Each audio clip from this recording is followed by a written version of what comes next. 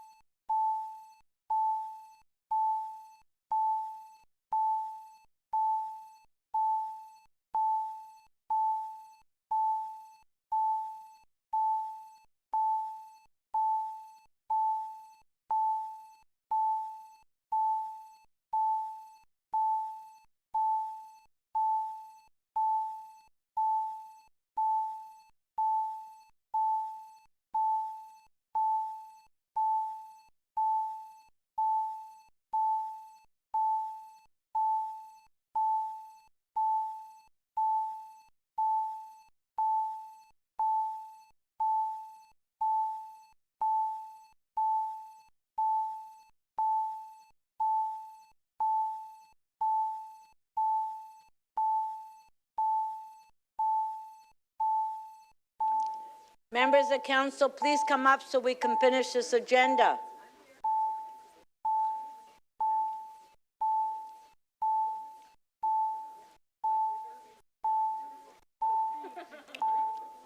So if members of council can please take your seats.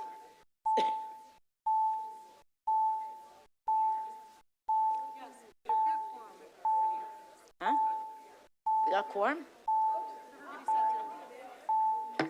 Okay, we have this meeting is not resumed. Members, Mayor, can we have everybody take their seats? Councillor Peruzza, Councillor Fletcher, Mayor Chow. Okay, before we go to that item, we'll do quick releases. And we're going to go through the members' motion that were introduced and we can release them. Councillor Fletcher. Okay, Councillor Fletcher. Sorry, it's TE 25.27. I think it's the EV charging. And I have a motion. That's T 2759. Thank you. That's exactly what I said. Didn't I say that? No. Oh. Thank you. That's 2059. Thank you. There it is up on the screen. You're releasing it? Well, I'm releasing with the motion. Okay, we'll put the motion on the screen. A little amendment. Okay, there's the amendment by Councillor Fletcher on T 2759. On the amendment, on favor. Item is amended, on favor, carried. Thank you. Nicholas? Now, I'm going to go through some of the members' motion that were introduced. Maybe we can on a local Councillor Coe? Councillor Coe? You moved a motion MM 3535 establishing a federal, provincial, municipal law enforcement task force. Would you like just to move that? Would you like to move that? Yes, I'm moving that. Okay. We'll put it on the screen. Councillor Coe is moving that motion. On favor, carried. 3536. Councillor Coe, you moved that motion. We'll put it on the screen. Yes, this is all towards June 12th, when the Yankees are going to be playing. The Yankees, Blue Jays in one stadium, and Italy, Canada in the other stadium. So there's a lot of work going into this, and if you're worried about traffic, maybe you should talk to the Blue Jays and the Yankees. They're going to cause it. So this is a little way of helping with the finances. A lot of work going into this. Let's appreciate the work the people of Toronto are doing. to host the world. Okay, Thank on the you. motion, on favor, carried. Councillor Fletcher, you have a motion, MM 3537, Section 37, to Ralph Thornton Community Center. Councillor Fletcher, would you like to move that? Yes, please. Okay, Moving it. on favor, carried. Boy, you're really, MM 3538, Deputy Mayor Malik, you move that. Agreement, retainer agreement purchase order. Would you like to move that? Yes? Yes, Okay. I'd like to move it, thank you. Okay, on favor, carried. Councillor Thompson, MM 3539. Oh, so you don't want to move it yet? This is the Eglinton one. Okay, Councillor Thompson is moving, on favor, carried. Thanks. I thought it was the. MM 35.40, 10 Rose Hill Avenue. Councillor Mallow, that was yours. Would you like to move it? Very much so. Okay. Councillor Matlow's moving, on favor, carried. 3541, Councillor Fletcher, 838 Broadview. Would you like to move that? yes, I would, please, and thanks, staff, for their help. Thanks very much, Mr. Clark. On favor, carried. Okay. Are there any other quick releases? No? Okay, so we'll go back. Pardon? Councillor Chen, you have a quick hold on. The one held by Councillor Thompson on Transform Young, that one. I'll get it in a second. Councillor Thompson held it down. MM 35.10, he's just asking for a recorded vote, that's all. No, he's not. Oh, you're not? You have questions? Yeah. Okay. Okay, so let's go back to the item that we were dealing with before we took our break. Now, I think that that's it. We only have members' motion left. Am I correct to the staff? Yeah. But am I correct to say that's all we have left? Okay. So we'll go back to MM 35.4. I believe we had one more speaker. Councillor Candeval. Thank you, Madam Speaker, and thank you for the time. I just wanted to use the opportunity to thank Councillor Matlow for his leadership on this issue over obviously more than a year, and bringing attention to this important conversation that isn't going away. It's a site that was very close to me over my 12 years as a teacher, countless field trips to the Ontario Science Centre, and one of the primary reasons was its proximity to my school. Just 2 quick TDC rides for grade 6s to access, learn, and benefit from. And I know teachers across Toronto and across the GTA, for that matter, really valued the clear accessibility for their classrooms and their schools. And I think central to the themes Councillor Matlow spoke to, because going back to the 60s when it was being proposed, Premier Robarts insisted that it was in the suburbs. It was a very cogent and potent idea that he advanced because of the lack of institutional facilities, attractions in Toronto, in opposition to the then mayor, Phil Givens, who wanted it, lo and behold, at Exhibition Place. So sometimes history comes full circle, and it's important to reflect on our duty to our city, to all aspects, all corners of our city.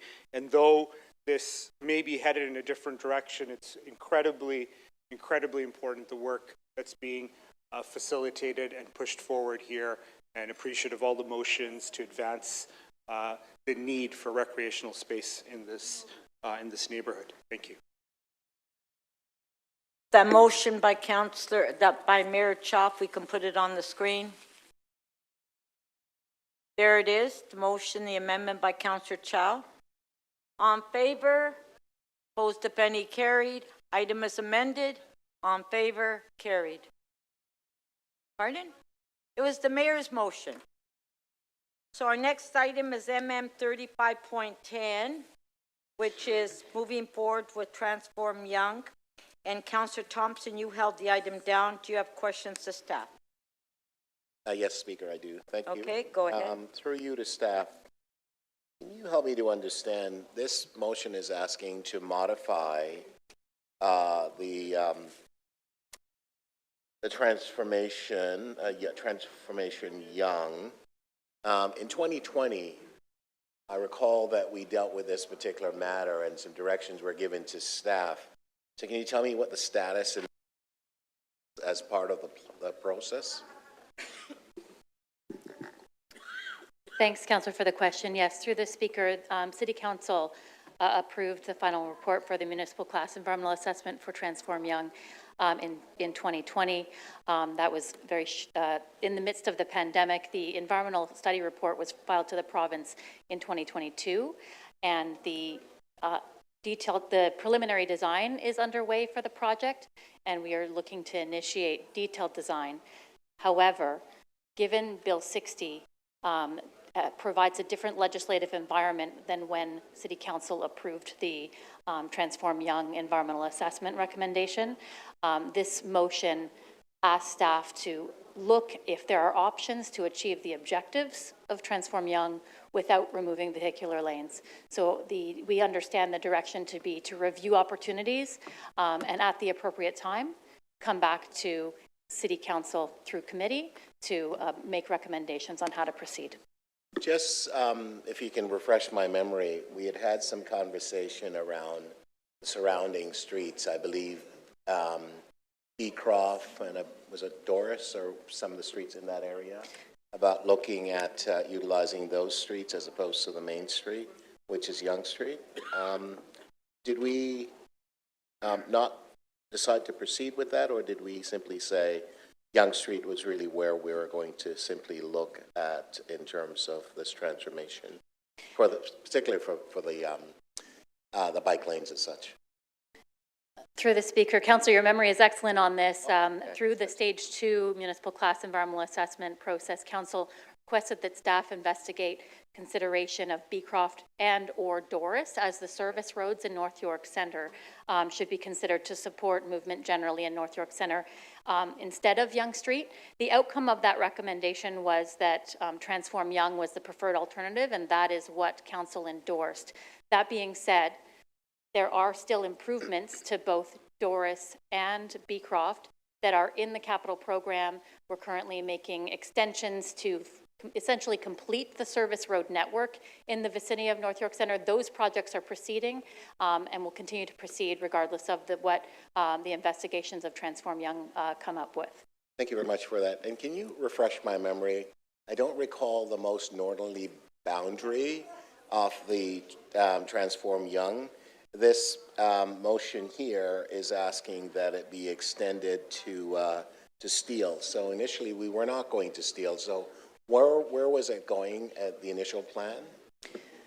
That's correct, Councillor. The Transform Young recommendation specifically is regarding from Finch to Shepherd, just north of the Highway 401 interchange. There was, at the time of the environmental assessment endorsement, contemplation of a future phase of Transform Young to be investigated between Finch and Steeles. That has not yet been initiated, but visions for that section of street are being contemplated in secondary planning processes. So can you help me to understand, because I do recall the conversation we had in 2020 where we're talking about sidewalks that were going to be much larger, so extending it out towards the street and so on. Now we're saying, with respect to Bill 60 and the requirements there, we're not going to essentially have a lane that's dedicated, but we are going to have a bike lane in a more narrow roadway. So can you will the platform and or the sidewalks be reduced in order to accommodate this? And if so, how do we then plan for the volumes of people that are actually going to be using the sidewalks? Because that was part of the idea about making this transformation and making the changes to make them much larger. Through the Speaker, Councillor, it's not going to be an easy solution. The Transform Young recommendation achieved many objectives in terms of road safety and extended sidewalks. At a high level, I would say that staff are going to investigate several potential options of how the objectives could be achieved or how Young could be reconstructed without traffic lane removal. You could reconstruct it in its current configuration and just upgrade the quality of the street. You could do localized public realm improvements, such as widening the sidewalks where they are below standard or where we want to see more space for public realm, which is quite a few places, quite frankly. You could reduce the sidewalk width and include bikeways. You could include bikeways by eliminating or narrowing the median that's in the center of the roadway through that section. So we understand this motion is to ask staff to investigate those options further and bring forward a potential next step to committee and council. We expect that unless the municipal Class EA process is changed, that would likely require an amendment to the municipal Class EA. And so that would take quite some time. And more consultation will be done with the public? Yes, more consultation would be certainly recommended from staff, and if municipal Class EA is required, would be required by that process as well. Thank you. Councillor Holiday. Thank you. Ms. Hayward, I think you got to the piece that I wanted to ask about at the end of the questions. And that was, how could a lane possibly fit a bike lane? Because I remember the conversation, and it was very, very deliberately put to council that, a lane of traffic was required to make this work. But you brought up the medians. Why didn't we do this back in 2020 if it was so controversial? Why didn't council go in the direction of making it all work? Several options were reviewed through the municipal Class EA process, including eliminating the median. That was not the preferred solution. It was the outcome of that Class EA. The median has some status in planning documents about its value for the streetscape. It provides also a refuge for people crossing mid-block where there aren't protected crossing opportunities. This is not going to be something that staff believe will be an easy, here's another solution to meet all objectives. There certainly will be trade-offs, and we would bring forth the pros and cons of various options through the committee process, through council, and through public consultation. Okay, so that's not a dusting off of one of the old options that's being contemplated in this motion. This is something different. No, it's a reevaluation in our new legislative context of what could the options be. And just so I'm clear, Bill 60 resulted in the project stopping, but there was no pivot to move it onto Doris and Beecroft. The city didn't go in that direction. That's correct. That direction hasn't been provided from council, and those streets are further along in their delivery process because council requested that we complete the service road network before initiating construction work on Transform Young in order to ensure that there would be traffic capacity to serve the growing population in North York Centre. What's the status of the corridor right now? I remember this was prompted because the time was right to do some heavy road work. It remains a high priority in our capital program for reconstruction. We have done critical interim repairs as a holding strategy so that the road maintains to be safe and passable and until we get to the right recommendation for the road reconfiguration. Is the removal of the median a major factor in this? Like, is it a cost factor or a technical factor? I expect there would be certainly technical constraints related to removing the median. Given the wide width of it's a 6-lane cross section in some places with turn lanes as well, then you need space for the infrastructure for signals to be situated in the middle of the road. You also in some cases need space for venting from the subway network that obviously is underneath Yonge Street in that area. The Bill 60, it says we can't remove travel lanes. Does that include turn lanes? The legislation does not specify turn lanes versus through lanes.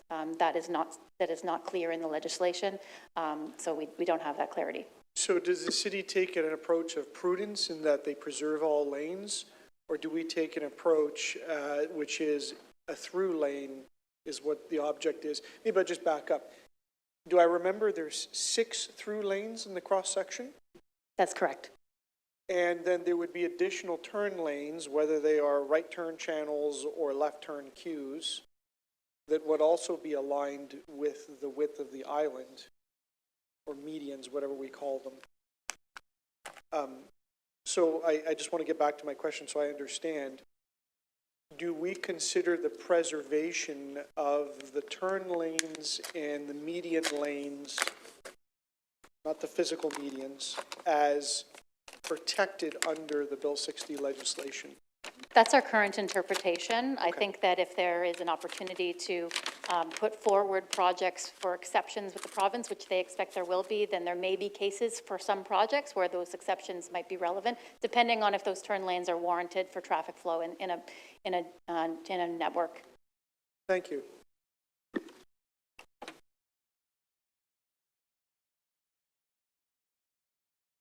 Councillor Chang, questions. Thank you. Through the speaker, this is a significant pivot that is going to take some time. And meanwhile, we have a 401 interchange, which is also in the pipeline, and a proposed addition of 100,000 people to the ward in the new secondary plan.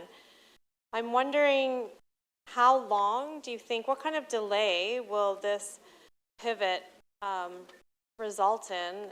Because I have many people wanting bike lanes yesterday in consideration of all the e-bikes and e-scooters that are currently on our sidewalks.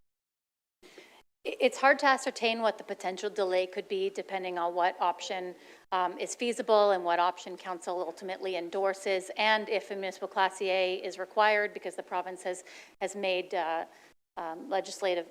they've posted notices that they intend to revise the municipal Class A and what projects are applicable to it that have not yet been finalized. So I would say it would certainly be years. If we are able to figure out how to put the bike lanes in, remove the medians, there will be some compromises, but, you know, right size the car lanes. And will that require an amendment to the EA? Yes, it would require amendment to the EA if an EA is required by the time we get to that recommendation. So it's possible that an EA wouldn't be required? That's right. The province has tabled notice about a year ago that municipal Class A projects, well, which projects are subject to municipal Class A will no longer be necessary, but that has not yet been completed. It's not yet in effect. So there is a possibility that we can pivot without an EA, which would hopefully decrease the number of years that are needed to achieve bike lanes on Yonge Street. Is that correct? That is a possibility, yes. Okay, those are my questions.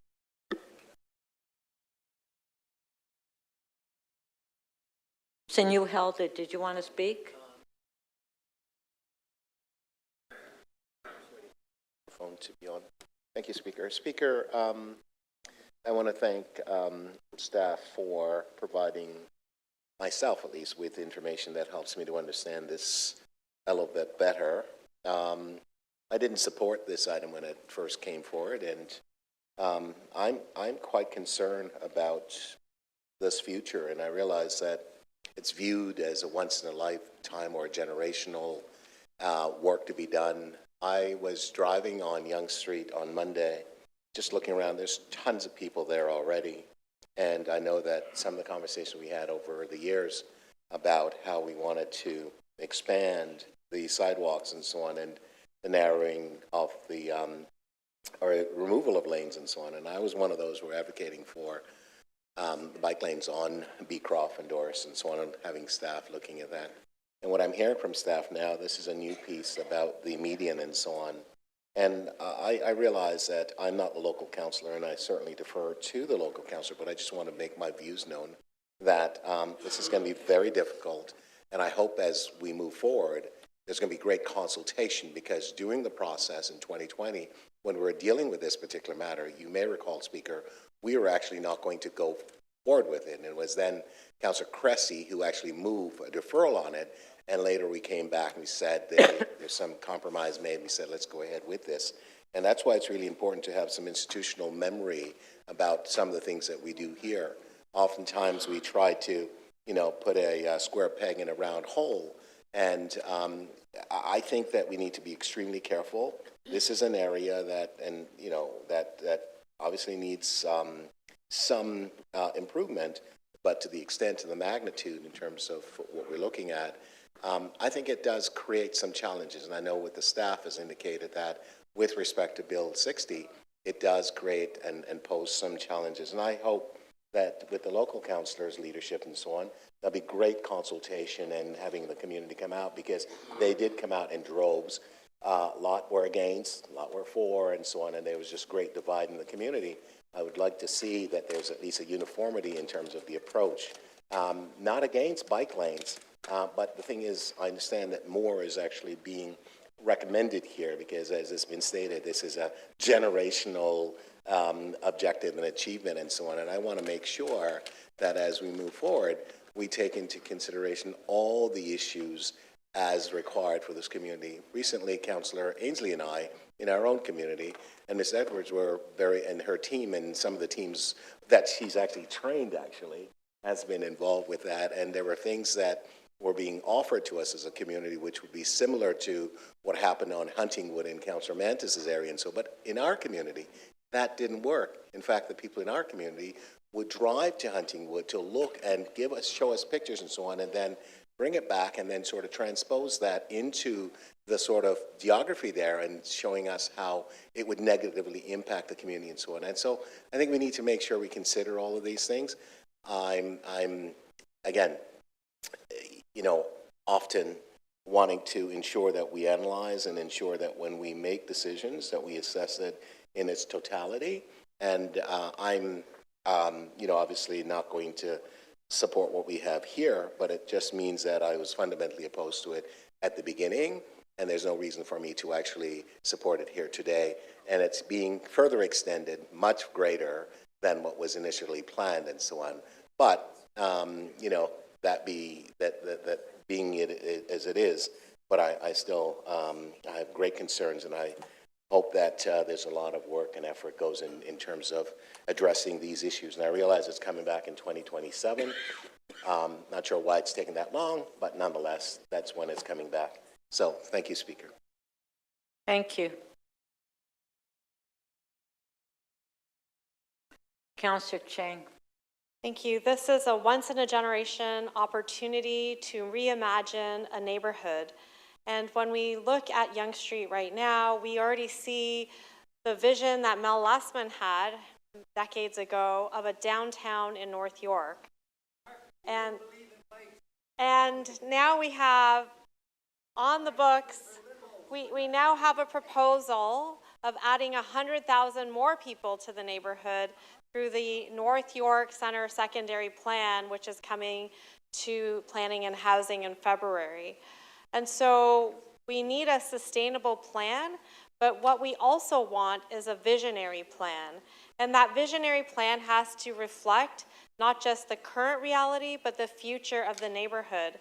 And the current reality that happened after COVID is everyone started to use delivery services to get their food. And if you go on Yonge Street, what are you going to see? You're going to see restaurants.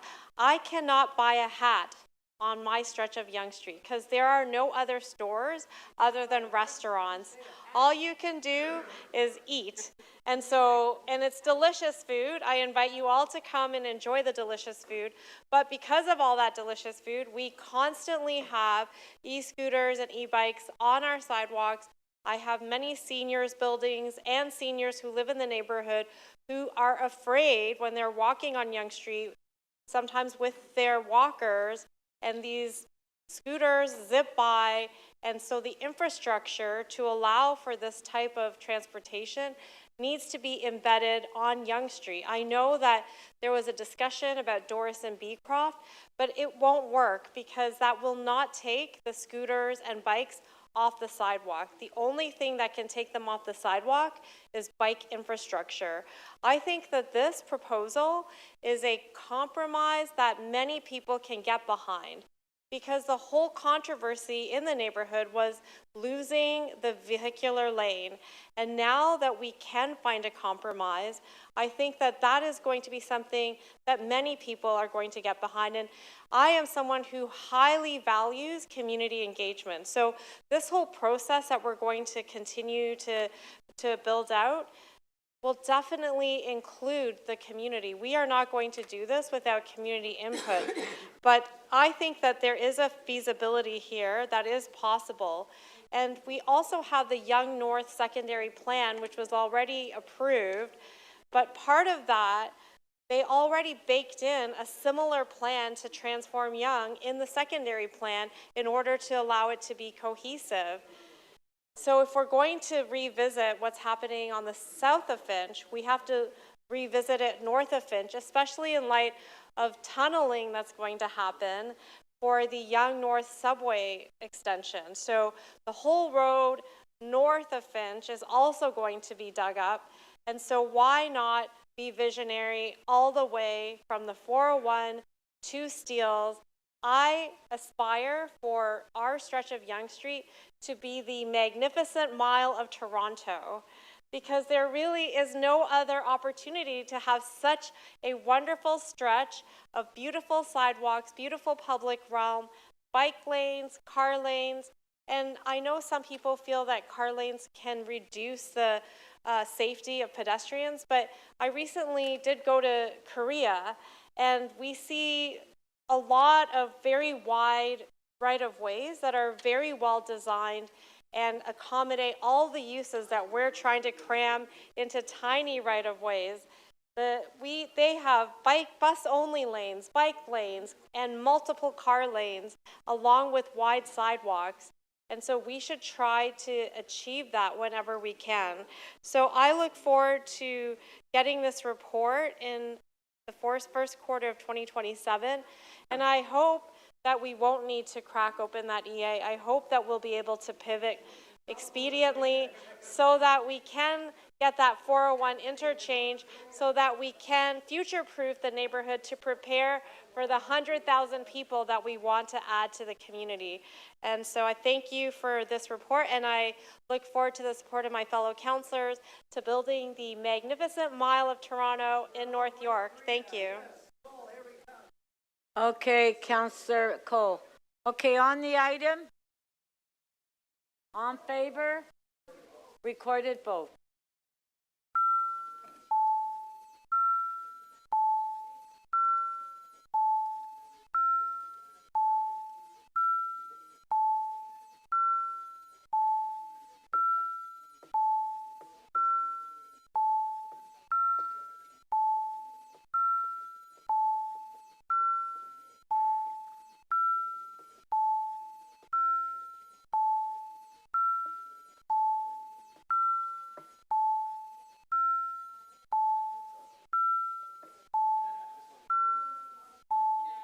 I think it's your finger. I have problems with mine too. I have chubby fingers.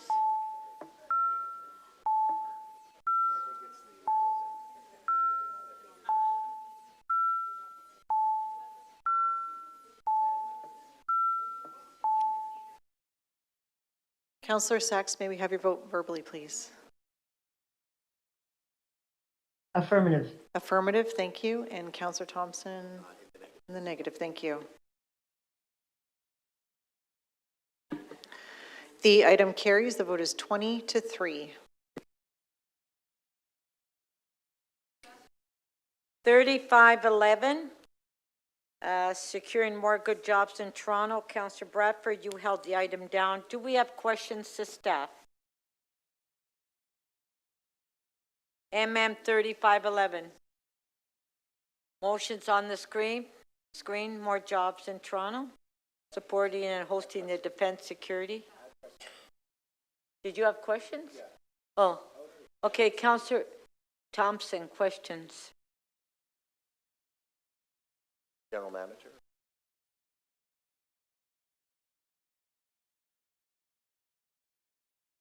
Need economic development to come down. Yeah. Okay. Okay, Councillor Thompson? Have you, ready? Yes, I'm ready, Speaker. Thank you so much. Okay. Through you to Mr. Tobin. Mr. Tobin, can you describe to us what is the Defense Security Resilience Bank and its potential headquarters for Toronto? To the Speaker, the bank, as currently proposed, will be a new international financing instrument for a group of allied nations who are committing to a rearmament process, some in order to reach new NATO military spending target of 5% of GDP. A not-for-profit has been set up representing member states who are interested in this concept to begin to vet the viability and to assemble the pieces to ultimately create the institution. So we're not really talking about war. We're talking about the ability for a bank to lend to, I guess, member nations who want to borrow to finance military apparatus and for safety and so on? To the Speaker, yes, it would help institutions like Canada who are looking to increase military spending to access international financing, perhaps bonds, in a way that would reduce the amount of debt load that they otherwise might have to incur to meet the new targets.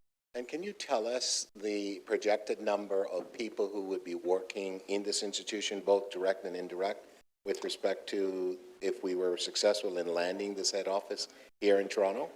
To the Speaker, the current estimate is 3,500 jobs associated with the bank. And the City of Toronto has been basically the banking capital of Canada for how long? To the Speaker, difficult question to answer, but certainly at least for 100 years. Gotcha.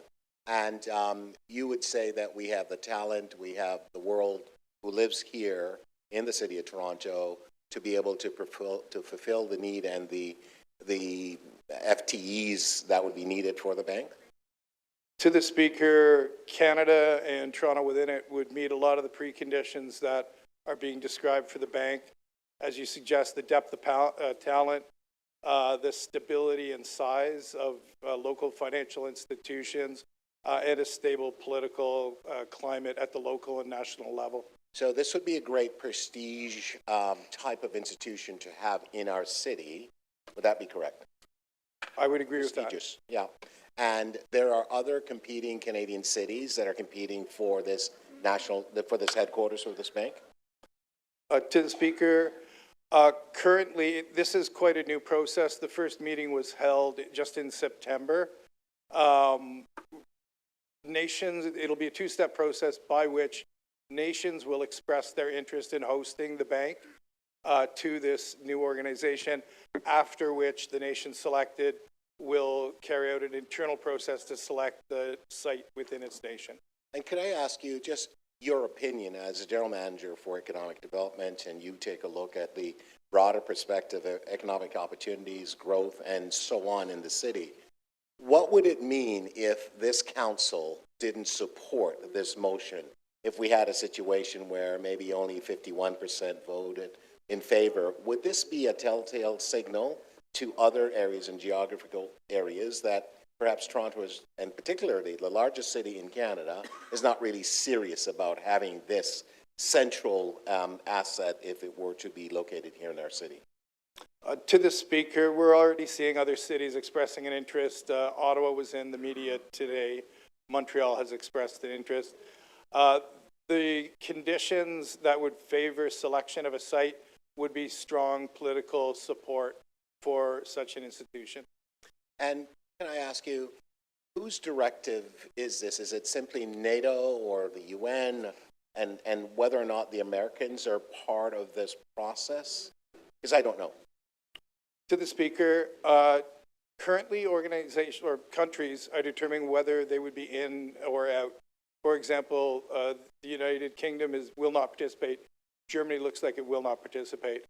At the core are NATO nations, but there are other allied nations outside of NATO, including some in the Indo-Pacific, who are interested in participating.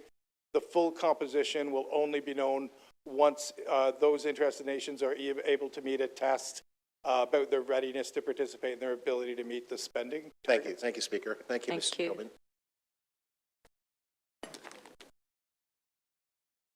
Councillor Pasternak. Yes, thank you, Madam Speaker. Are we going, is a new building going to be constructed on Toronto lands or land, private or public lands, or are they looking to rent space in a vacant commercial building? To the Speaker, it would be premature to, at this point, speculate as to what the physical infrastructure would be. They're not at that point. So they could build an office building for the bank, or they could rent a vacant tower. To the Speaker, all of those are viable options, yes. Now, how much of a say, or it's not decided, how many of the employees will be locally hired, regionally hired, or NATO sends over complements from each country, or is there any indication on whether we'd be able to hire Canadians or people from Toronto? To the Speaker, at this point, the staffing strategy for the institution would not be known. However, looking at analogous international institutions, there's frequently a big local hiring component. So is it fair to us to say that Toronto is an international banking and financial capital, and it would only be natural for this institution to be located here? To the Speaker, Toronto is an international financial capital and would be competitive, I would hope, in this process. And it is also safe, and I'm going out on a limb here, to say that when it comes to military procurement, military can be used in peacekeeping, civilian crises, domestic crises. It can be used for non-military purposes. In other words, people think it's all war, but military can be used to save lives in peacekeeping, in domestic or international crisis, from an environmental or infrastructure situation. Are those fair comments? To the Speaker, those are fair comments. There's increasing conversation around dual-use technologies, which benefit both their defense application, but have a broader application of benefit to society. Thank you.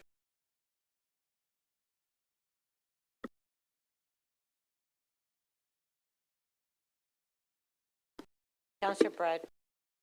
Thanks, Madam Speaker. Through you to economic development. How often do you get an opportunity to land a new business that would generate 3,500 direct jobs? Is that something that happens every day here in the City of Toronto, or is that something special? To the Speaker, it is an exceptional opportunity. Okay. This question might be to the City Manager. Canada is still a member of NATO. Yes. Yes, okay. And as far as you understand, are there certain obligations for a country, a federation like Canada, that come with membership in NATO? So, Speaker, yeah, there are membership requirements and things that people aspire to. And as we've heard lately, of course, the federal government has been trying to match some additional funding targets that have come out for member nations as well. Are there spending commitments on defense as part of being a NATO nation? It is my understanding, yes. Okay. Are those spending commitments in this country, Canada, where we are in Toronto, are those spending commitments going up or are they going down? So the federal government would like to see them go up. Okay. So in terms of the idea behind the DSR Bank, that is really to be able to finance, have easier access to capital to finance some of those defense spending commitments. Is that sort of a summary of this? It's certainly one element of it as well. I imagine there's going to be a number of things that will come along with it, but yeah, it's that type of infrastructure we're talking about. We heard from Mr. Tobin about the importance of jobs here in the city. We heard that 3,500 jobs doesn't necessarily come along every day. Is it important for a city like Toronto to compete with our peer cities here in the country, Halifax, Calgary, Montreal, and Ottawa, as well as, my understanding, cities around the world that are also vying to host this bank?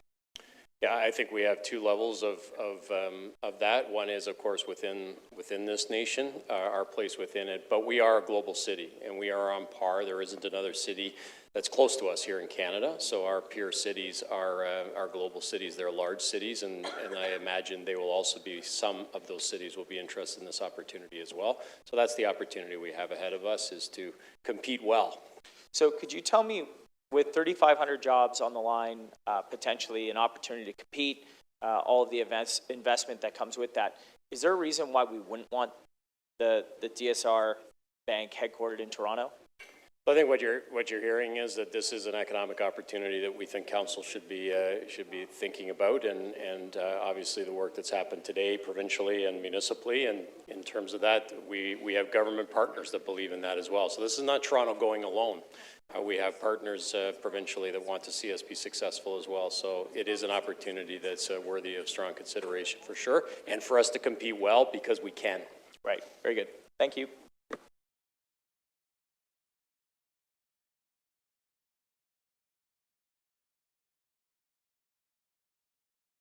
Mr. Holliday. Yeah, could somebody go over the announcement that was made today? I found, just because it was quick and convenient, there was the Ontario Press Room. It just says something about, scores of people and institutions announcing their support for Toronto's bid. Did we have an announcement from the City of Toronto? What did we say? I wasn't here, so I didn't get a chance to hear it, but I was hoping we could get a recap of what the city's position is. There was an announcement today that Mayor Chow participated in, along with the Premier of Ontario and some members of private industry, all expressing support for Toronto's expression of interest to host this institution. And perhaps some might be an understatement compared to what Ontario said, but they said hundreds of supporters from financial services, accounting, telecommunications, transportation, manufacturing, legal tech, defense, and academic and research sectors. So it's not just two governments and maybe a bank. Would I understand correctly that there are multiple sectors interested in what is a financial institution? To the Speaker, Toronto's bid for this institution is being organized by Toronto Global, the tripartite funded foreign direct investment attraction agency. They have solicited interest of industry, and as you suggest, not just in defense and the financial sector, but more broadly. And they have found that there is a lot of interest in business in Toronto in seeing this institution arrive here. I just want to make sure I'm clear as well. This is a bank and a financial institution. They don't make weapons. They don't make defensive plans or offensive plans or public policy in the respective countries. It's a bank. No, it would be an international financial institution with a charter for it to enable access to capital for nations seeking to invest in their defense capability. So what's before us today is not policy on defense. It is about an economic development opportunity to attract an international financial institution and being considerate of all of the employment benefits that it brings to this city, world notoriety, and involvement of our many talents in Canada that would then be in turn showcased internationally. Is that fair? To the Speaker, I think you've done well to outline the benefits. There would be a certain local economic impact, including hiring. There would also be access to capital for industry in Toronto. And thirdly, it's to the benefit of the Canadian federal government in meeting its growing defense spending targets. Any downsides to this? Did anyone point any problems out? To the Speaker, I think it'd be premature for me to declare absolutely on that. Nothing that you know of off the top of your head, though. To the Speaker, nothing apparent right now. Thank you. Okay. Councillor Myers, are we going to get through this agenda? Councillor Myers? Hi, Yeah, thank you. Through maybe you, we should Speaker. come back tomorrow. No, thank you. Councillor Myers? Does anybody know if any of the financing of the bank, would it have any restrictions on the types of weapons that could be financed? For example, Canada has a lot of treaties. Canada was actually a leader in the international landmine bet treaty. So, for example, would this bank be used to finance things like landmines that Canada has worked to outlaw? To the Speaker, given the origins of the bank with NATO, one would anticipate that its members and its lending practices would be governed by prohibitions, restrictions around weapons. Is there anything to indicate that the bank would be restricted from financing weapons used on civilians? To the Speaker, I think it's premature at this point to be able to speculate about the full suite of policies that would govern its lending practices, but it would be reasonable to anticipate that the bank, with Canada and other allied nations participating, would build in the type of safeguards you're alluding to. So you alluded to nations outside of NATO who might be interested in these types of banks, in this bank. Do you have any sense as to what nations those would be? To the Speaker, nations are currently in the process, like Canada, of determining whether or not they would wish to participate. I do not have access to a full list of that. So some nations in the Indo-Pacific region, such as Japan and South Korea in particular, have been deciding whether to restart their nuclear weapons program due to the situation in that area of the world. Would there be any restrictions on financing a country's nuclear development capabilities? To the Speaker, I would be speculating at this point around such a policy. I think we should be asking questions on what we have before us. Like, Well, we're no, asking, no, being but asked to Councillor support a Myers, bank. if you look at the motion, like, it's, yeah. Okay, Councillor Myers. Weapons of mass destruction. Councillor Myers. Yeah, well, I'd like to know these questions. Go ahead, go ahead. That was all my questions. Okay, I just want to remind members of council that there was an announcement made today with the Premier and the Mayor on this item. So I just want to let members of council know that in case members do not know that. Okay, do we want to go to speakers on this, or do we just want to move the motion? People want to speak on it? Councillor Bradford.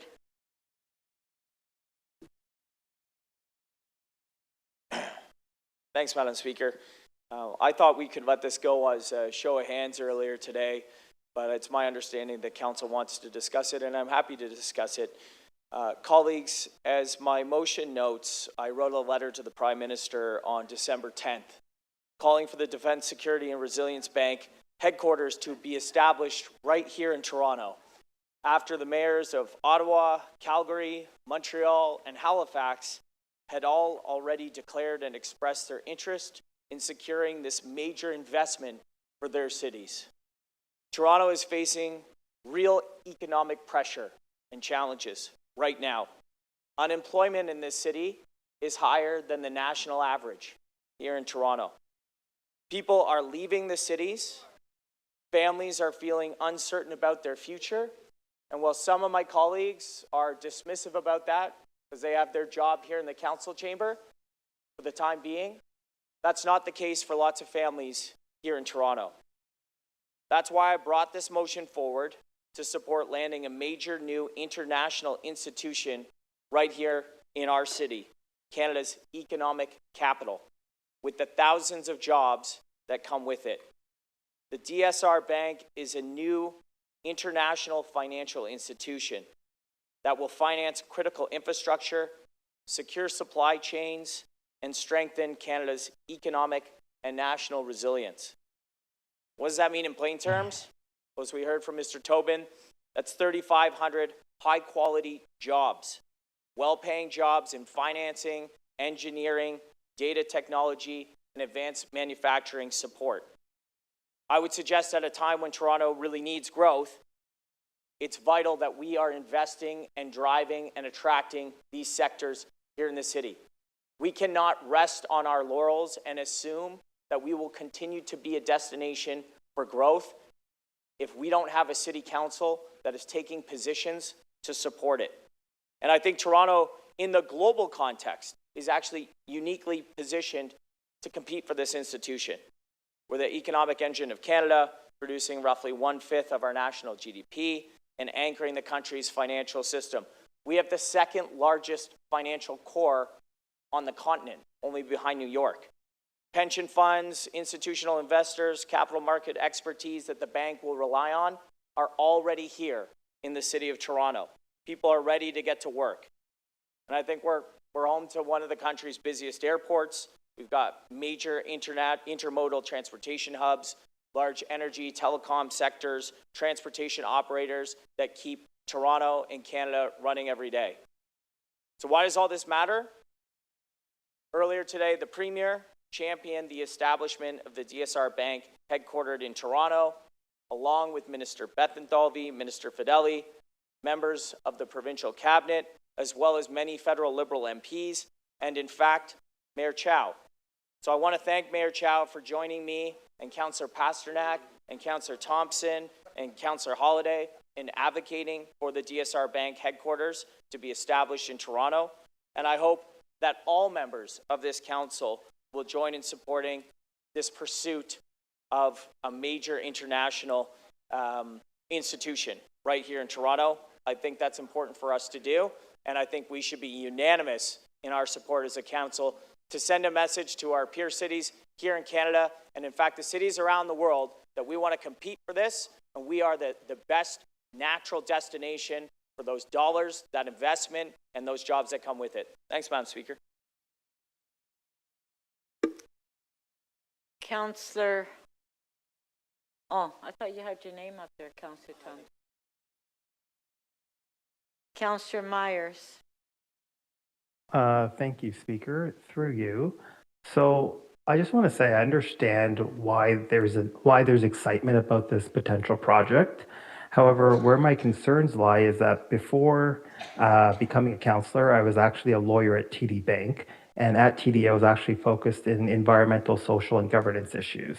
So I was actually dealing with issues such as, providing financing to gun manufacturers in the US or, pipeline companies in Canada, and they were very controversial. And I guess my concern stems from the fact that I have no problem with us financing, the Canadian government's rearmament, because that's part of our NATO commitment. My concern is that we would actually be financing weapons for other countries which may not share our values. We have no control over how those weapons will be used. We live in a very volatile world right now. And while we always want to fight for good jobs here in Toronto, I think we have to get the balance right in terms of making sure that we're not sacrificing our values and our principles in the process. I'm not saying that's happening at this particular moment. However, we just don't know. We don't have any information. And that's why I don't feel comfortable at this exact moment voting yes for this. However, I understand where my colleagues are coming from. Thank you.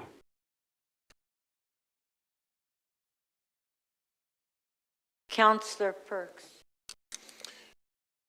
The more odious the proposition, the more careful the euphemisms. Defense capacity. Is that butterfly nets? I don't think so. This is about establishing Toronto as a financing center for weapons of war. And the fact that the advocates for this can't even stand up and say that tells you everything about what's wrong with it. The fact that people will not say, this is, let's make Toronto the center of financing guns and bombs for the world, but instead talk about, we need more employment or, the people are struggling. There are thousands and thousands and thousands of incredibly important jobs that need to be done all around the world. Building green infrastructure, building housing, making a more just, fair, and equitable planet for everybody. There is so much work that needs to be done. Let's attract that work rather than attract something that is so disgusting we can't even name it.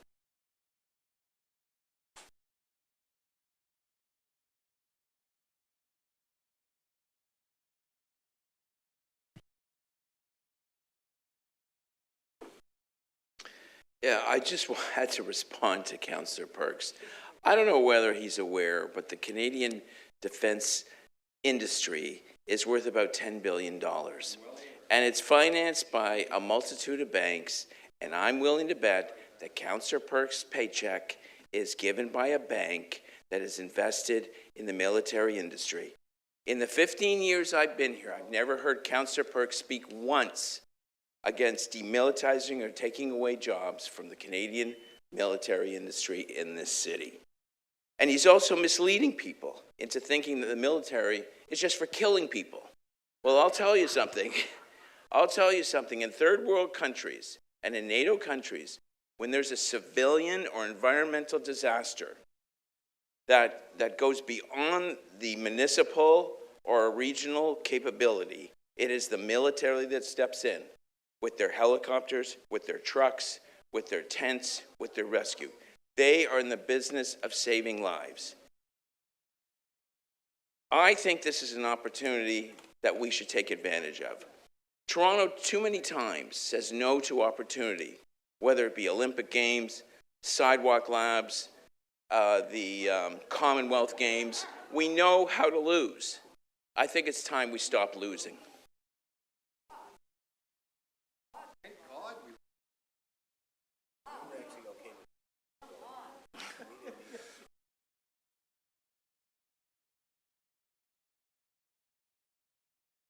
On the motion, recorded vote.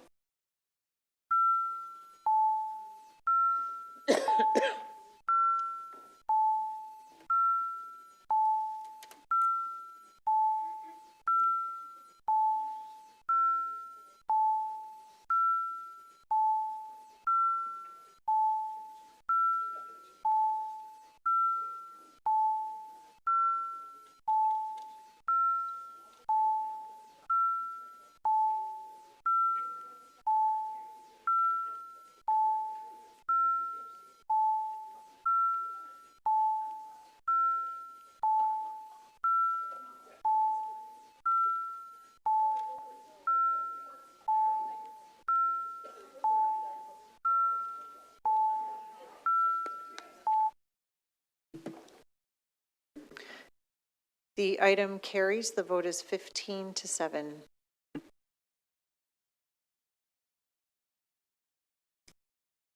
All right. Councillor Bravo, are you ready with your motion for MM 35.1?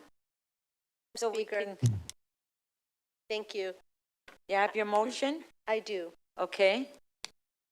I'm going to ask staff to display it.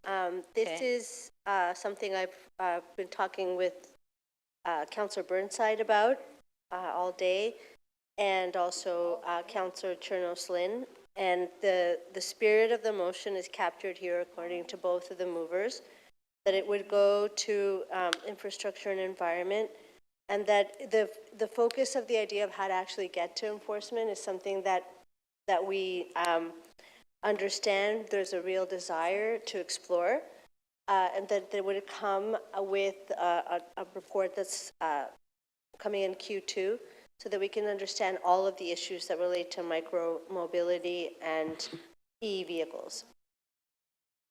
Okay. Thank you.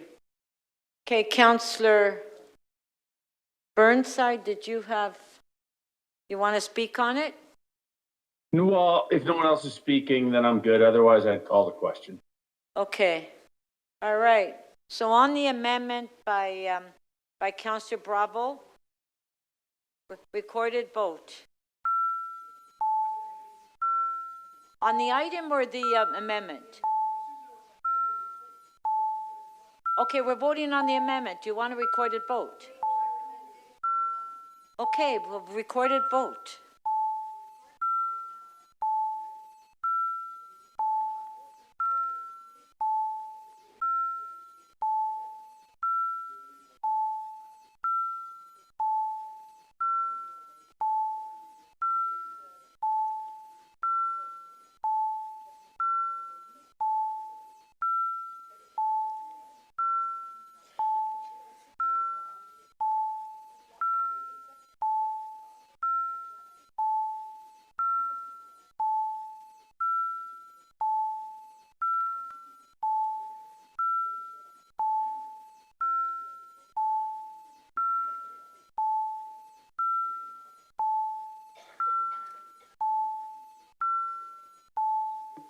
Councillor Matlow, please.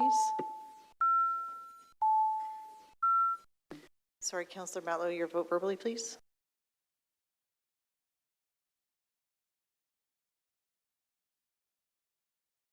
Sorry.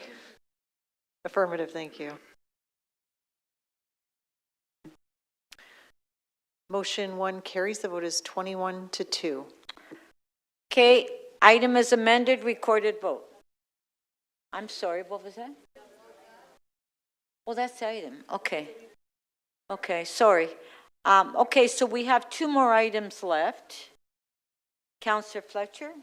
Since we're just talking about road safety, I just hope you'll let me say one thing here because it's almost Christmas.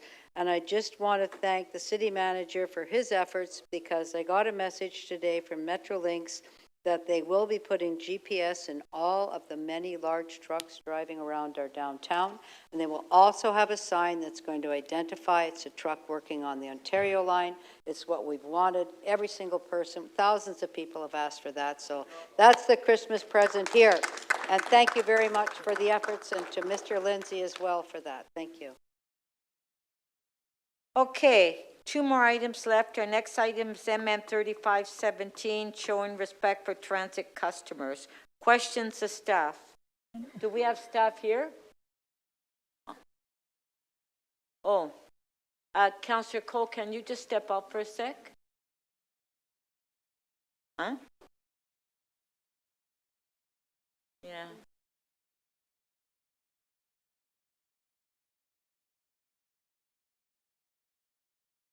Okay, questions. Councillor Myers. Thank you. Is someone from TTC here? Pardon? Is someone from TTC here? Yes, they're online. Okay. So my first question is, if we were to reimburse for delays, would TTC also be responsible for paying the 5% transaction fee charged by Metrolinx? Through the speaker, we would be responsible for paying a processing fee to Metrolinx for this new additional service that they don't currently provide us. If a customer had paid cash, and we would somehow figure that they had paid and experienced a delay and we're reimbursing them with Presto, then we would pay an additional 5.25% on that the time they use that Presto concession. Okay. So if the refund was implemented, and I understand you could track someone who was walking to a subway, paid, and they were waiting on the subway platform because you could track time of payment and entry. How would you track someone waiting for a bus or a streetcar if they've been delayed 15 minutes or more? Because they haven't actually tapped, so we don't know when they'd actually arrive to the stop. To the speaker, that would be difficult or near impossible with our current system. Typically, systems who have a program like this, it applies just to train, commuter train, or to subway for that very reason. It's difficult for us to know or impossible to know if, say, a customer is waiting at a bus stop for 25 minutes. We don't know if they've been waiting there for 1 minute or 20. We know when they've tapped. And so that would be the difficulty in providing a rebate for people who access our system by bus or streetcar, which is the majority of people who use the TTC. And you'd also get into this scenario where if someone were to tap and enter a subway and someone were to take the bus and enter the subway, both were delayed by 20 minutes, we would only actually be able to refund one and not the other, correct? Correct. Right now with our system, when you tap, we know that a card has tapped, say at a subway location, where you then travel in the system unless you're tapping again, because we don't have a tap off system. We don't have that capability. And so, no, we wouldn't know if they experienced a delay downstream. And we would only know if they in particular had tapped, if they had an account-based system with Presto. If they were using a credit card or debit card, or obviously paying cash, we wouldn't know even who had tapped at the subway in that instance, outside of knowing there was a tap. Okay, so almost all of the delays thus far on line 6 have been mechanical related, and TTC doesn't actually have control over the mechanical issues on the LRTs because it's under a P3 model. if we were to go down this route, is there any way that TTC could compel Metrolinx or the contractor to refund money caused by mechanical delay to TTC customers? Through the speaker, in the current agreement that the city, the TTC have with Metrolinx and Mosaic Online 6, and then I guess Crosslinks Online 5, the contract doesn't speak to that. And so it would require some renegotiation or reopening of that contract to provide a provision where Metrolinx or the maintainer would cover the costs of delays incurred by them. Thank you. And then I guess in the other systems that use money back guarantees like Go, I saw Singapore and maybe London, what makes them able to provide this type of money back guarantee and make it perhaps administratively complicated or difficult for TTC? What's the difference, the structural difference in the system? Through the speaker, the two main differences are one, most of those systems use it just on trainer or subway. And not on bus like most of our riders use. The second is that they have tap off. So the Presto system and the fare payment and collection system in the city of Toronto is only a tap on system. So you're not tapping off. So with tap off, you're able to measure the duration of time someone has spent on a vehicle, at a station, or any points in their journey. And so typically systems that have say a money back guarantee or refund program have a tap off system for their fare collection system. Do we know how much it would cost or like how complex would it be to include a tap off system in addition to the tap on system we currently have? For a variety of reasons, it's something we've begun to look at for fare compliance reasons and just to see what other systems are doing around the world. And so rough order of magnitude, because we're just beginning that analysis, to introduce a tap off system, we'd be looking at probably upwards of $50 million to the operating budget and anywhere from 17 to 30 million in capital costs. So we're looking at between 67 to 80 million dollars in operating and capital. And if you can imagine, it would require getting tap off on buses, streetcars, subways, multiple exits and entrances, plus all the new software and technology. So again, would have to be negotiated and from a commercial point of view through our relationship with Metrolinx and Presto.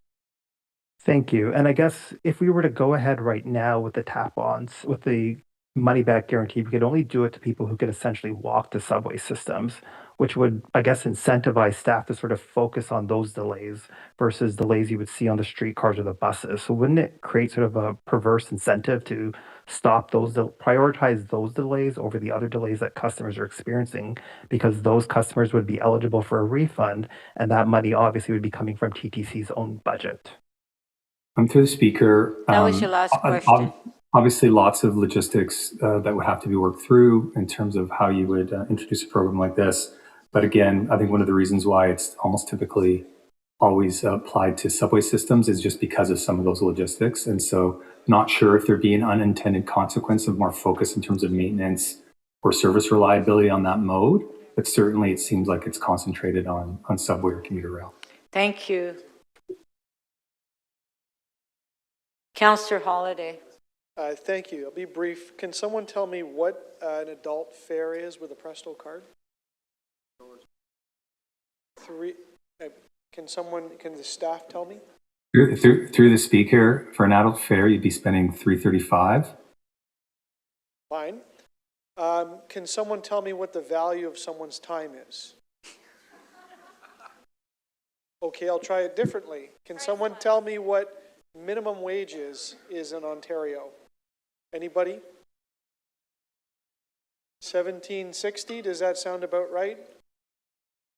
What's $17.60 or 55 divided by 4? That's more than am I correct? That's more than the price of a refund. So if somebody's late for is it true? If somebody's late for 15 minutes or more, they don't even get the minimum wage back in lost time. Is that correct? My math right? And anyone answer that? Maybe not. Thank you, Speaker.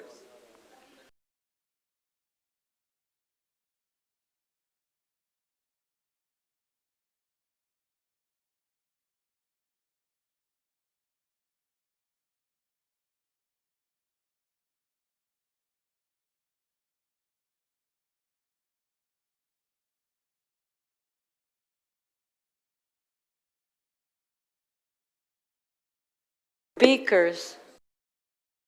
Councillor Bradford. Guess we'll have to put a lot of money in the budget this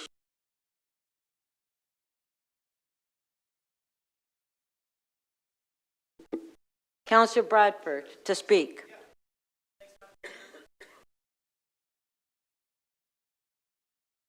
Don't worry, I'll give you the extra 18 seconds. Thank you. I think Toronto transit riders deserve better than what they are getting today. That's fundamentally where this comes from. We've all had the experience when you go and you tap your Presto card, you go down into the subway, and then the subway's not running. And you stand there, and the people amass and amass on the platform, and it gets increasingly crowded and increasingly uncomfortable. And you're looking around for an information update, and it's always a question of like, how long am I going to stay here waiting before I just pull chute, head up to the surface, and then elbows up trying to compete with everybody to get jammed on a bus? And I would just suggest that, you know, when somebody is paying for a service, that service ought to be delivered. It's kind of how it works in almost every other facet of life, right? Like you pay, there's a transaction, and then you expect the service to be delivered. It's a little bit different than, you know, first responders, police, fire, you know, the parks workers that we pay through our property taxes. But with transit, you are literally pulling out your Presto card and you're tapping it and there's a transaction. And 25,000 times this year, the TTC and the city hasn't held up their end of the bargain. The bargain that states you pay a fare, you get a service. And I hear from folks every single day that they are building in an extra 20 or 30 minutes buffer into their commute because they don't know if the bus is going to show up or if the trains are going to be running. And Madam Speaker, I don't think that that is a level of service that transit riders are paying for, and I think that as a city we should try and hold ourselves to a higher standard. Ridership continues to languish since the pandemic. It's not where it once was. And as a system that collects 2/3 of its revenue from the fare box, and I'd be the first to acknowledge that we should have other levels of government contributing to operating costs, but I'm also practical and living in the world that, you know, City of Toronto is in right now. Fare box revenue is really important. So we need to get people back to transit. But I hear time and time again, folks aren't taking the TTC because it's not reliable. And I don't think that you should have to pay for a service that hasn't been delivered. This is not a radical or untested idea. You know, there are lots of people that make lots of excuses for all the reasons why things can't be done. There's not enough people that are standing up to push us to be better, to have more accountability, to stand up for Torontonians who would like to see City Hall standing up for them. And so I listened to the answers to the questions with intent. Are there some challenges? Sure. Is this a program that doesn't exist anywhere else in the world? Absolutely not. Hold on. Pause my time. Councillor, I did pause your time. Councillor Bradford, just look, I paused your time. Councillor Perruzza, Councillor, please, you're making too much noise. Well, come on, you two are talking. Okay, go ahead. Okay, continue. I turned your clock back on. Sorry, Madam Speaker, can you just give it a second? Okay, all right. Okay. Point of privilege, Madam Speaker. You guys could just, for a second. She's ran my clock the whole time. It's fine. It's only a minute left.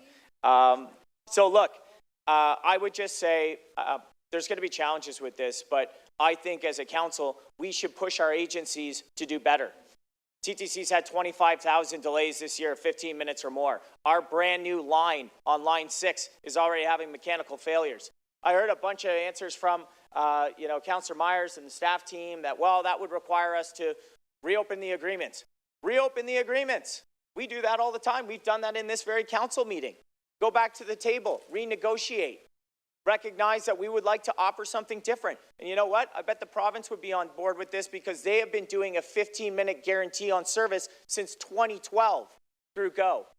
So let's not let the obstacles or the fact that this is imperfect stand in the way of standing up for the people who are riding the TTC every day. And again, fundamentally, guys, when I pay for something, I want that service to be delivered. I don't want more excuses. If you vote against this, you're the type of people that accepts mediocrity. You're the type of people that accepts, Councillor Fletcher, I could say this. A vote against this is somebody who is content with the type of service that we're receiving. Councillor Bradford, hold on. I'll put your time on hold. Thank you. Yes, Councillor Fletcher. Us guys, when you're making a speech. I'll just note. Did I say us guys? Well, he also spoke to me as she. She's Yeah. running my clock. Well, so it's just not respectful, and I'd ask you to respect. Yeah, but you can't expect anything more from Councillor Bradford. Okay, Councillor Bradford, continue. On a point of Councillor personal Bradford, privilege. No. I'm giving you more time on your clock. And I appreciate that because I'm owed the more additional time. But on a point of privilege, Madam Speaker, I would ask you to retract that comment. No, that was not objective and impartial in your role as the Speaker, and I would respectfully ask you to retract that, Madam Speaker. Well, I'm asking you to retract the comment you made about me as she first. I apologize for using your pronouns, and so okay, Councillor Bradford. Councillor Bradford, if you want to continue, you still have some time. So, Madam Speaker, on my point of privilege still stands. Yeah. I would like you to retract that. No, I'm sorry, I won't. Councillor Bradford, if you want to continue. Yeah, I would. I will just say, folks, we should hold ourselves to a higher standard when it comes to TTC reliability. What this will do is increase accountability. It's less about the $3.35. It's about increasing the accountability, restoring consumer confidence for our customers, and pushing the TTC to be better. And frankly, when we had 25,000 trips this year alone that are over 50 your time is up. I gave you an extra 30 seconds. I think we could do a hell of a lot better. Thank you, Madam Speaker.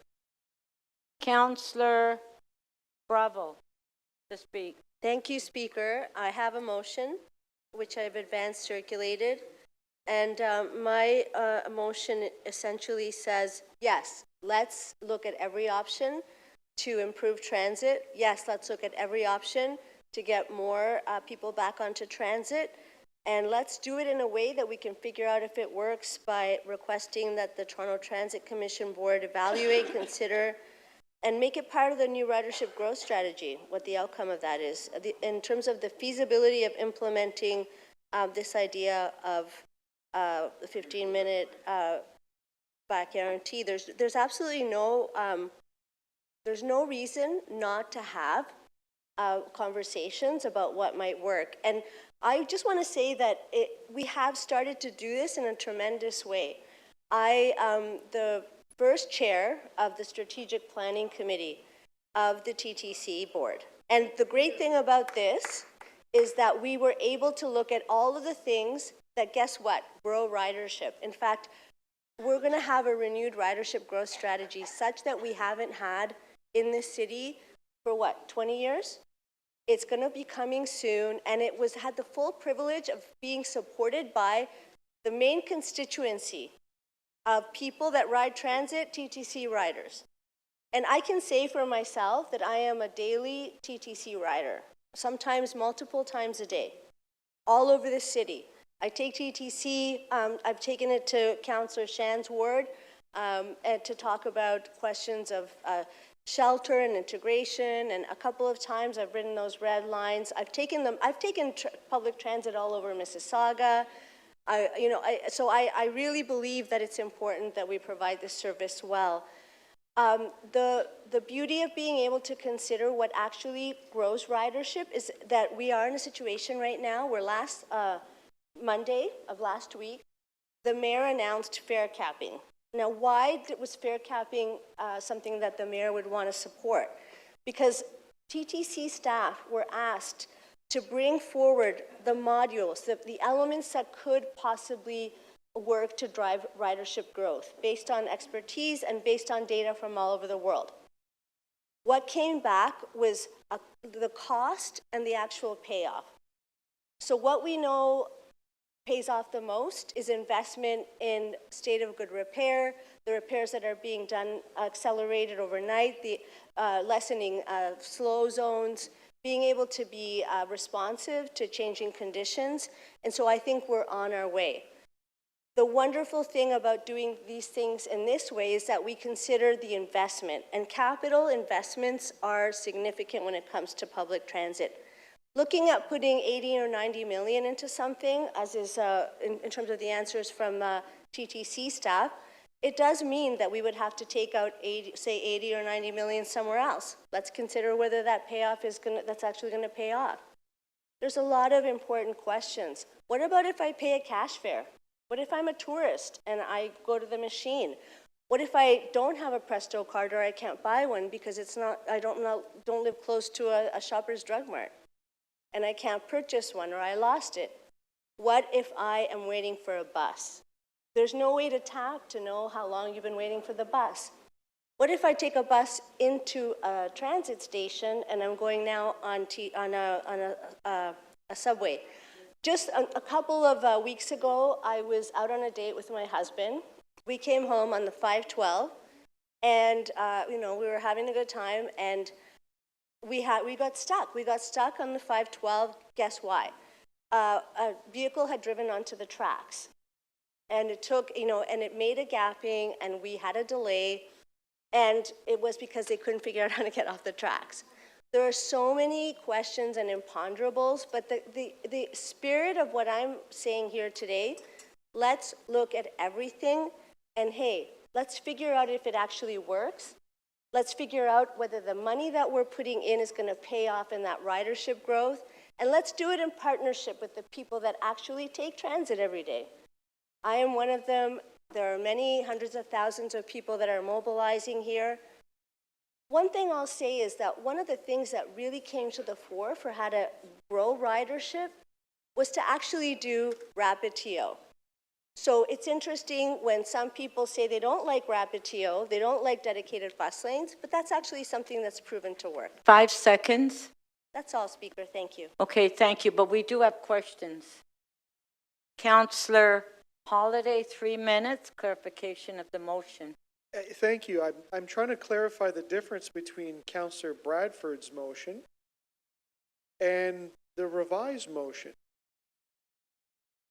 Are they different? Councillor, one thing I'd say is that I just want to clarify that if we expect this to happen, it's going to be Toronto Transit Commission that would implement it and figure out how to make it work. So Councillor Bradford's motion says implement. Yours says to evaluate and consider the feasibility. It doesn't say implement. So do I understand it right? Yours says go think about this. Councillor Bradford says go do this.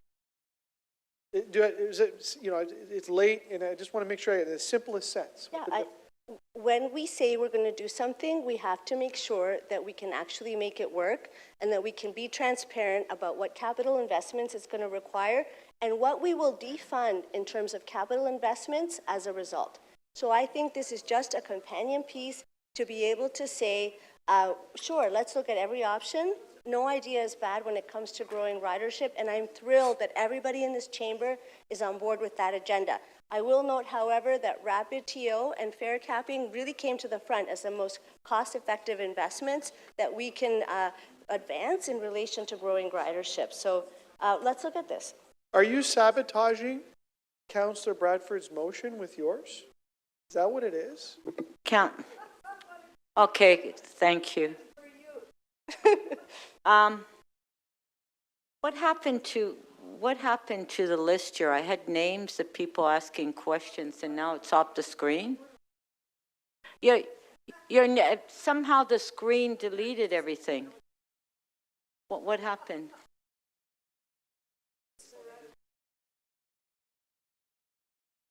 I'd love to answer, even though the clock isn't going. Okay. Councillor, I don't know. figuring out how to make something work, what the costs of capital associated with that are, and whether they're going to produce the intended results, I think it's the only responsible thing to do. When you make a commitment to the public, the minimum requirement is to make sure that you know how to make it work. Okay, thank you. But the operative difference, though, is Councillor Bradford says go and do. It's actually a request, but it's a request to go and do, and yours is a request to go and think about it. I want to make sure the public watching understands, and I understand the difference between the two motions. Okay, thank you, Councillor Holiday. I know. That was it for your questions. Councillor Fletcher. 3 minutes, please. Thank you. I probably won't take that long, but I did hear Mr. Cole just talking about all the intricacies of the system. Did you hear the answers that he had given as to how complicated this would be to just say implement? Well, certainly it would require the acquisition of technology, a major capital investment, and particularly I think we need to think about how many people in the city are boarding buses. And we should think from an all of the network perspective, because there are 5%, 95% of people are within distance of a bus station, for example. Those people are going to work. Are we going to leave them out of it? We need to figure out how to quantify when their wait started. There's a lot of questions when you talk about what a wait means and what a guarantee means. So if we're really going to be serious about figuring out how to grow ridership and serve people better, then we have to be able to answer those kinds of questions. And there's the capital cost that I heard. It was mind you, I've gone to a lot of punk and hip hop shows, so my hearing isn't that great. But 80 or 90 million, I believe, was the capital investment we were talking about. So what your motion in order to have that referred to ridership growth truly is, I'll just call it a due diligence motion. Yeah, it's an honest attempt to make sure that when we say, hey, let's do this thing, that we can figure out if it's going to work. Like, I'll just say, we were offered $1 a beer, but it never happened because it wasn't practical. So when we make a commitment, we have to know that it's going to actually deliver. So in other words, you'd rather not tell the public, we're going to do this, and then find that we really can't do it. This is the due diligence period, and the TTC is where that should happen. Exactly, and I think that one of the elements here, Councillor, and thank you for your question, is that if you put in $80 or $90 million of capital into one strategy, where are you cutting elsewhere? Are you cutting the work that we're doing to fix the tracks and signaling that is ensuring safety and is going to make reduction in slow zones, which is something that we hear about all the time? There's always the question about show me your math. Thank you. Thank you. Councillor Perks, 3 minutes clarification of the motion. Yes, thank you. I think this will be helpful given some of the questions Councillor Holiday was asking. When the original ridership growth strategy was done, didn't it work like this? They took all the possible things to do and they figured out which one gets you the most riders for the least money? Yeah, absolutely. And because we have a good historical memory at TTC and among people that are passionate about ensuring that public transit works, when we convened the Strategic Planning Committee, I worked with staff on the terms of reference, and it's essentially what we're doing. Don't propose one thing in the absence of knowing what the other thing is. So what are the capital investments? What are the operational costs? And what's the bang for the buck? Which is, I think, the fiscally responsible thing to do. So to follow further from what Councillor Holiday is saying, you're not trying to kill anything. What you're trying to do is evaluate it to see if it's the best thing to do, the third best thing to do, a thing to do when we have more money, or, to put it on a list and figure out its relative worth. Well, that's one thing, which is to see where it stands in relation to other strategies. But also, I think when we say, let's do this thing, we can't sort of figure out later, oh, it's actually not 80 or 90 million, it's going to be 150 million. But it also, I think the core of what you're saying is that what are you going to cut in relation to that? Because there's no money tree associated with capital dollars for public transit. That would be amazing if it was. Thank you. Thanks. Thank you. Councillor Bradford, 3 minutes clarification of the motion. Okay, thanks, Madam Speaker. The growth strategy that you referenced, did it look at this? The ridership growth strategy did not look at a 15-minute money-back guarantee. It did not come from the review of promising practices globally, which was one of the things that we asked for.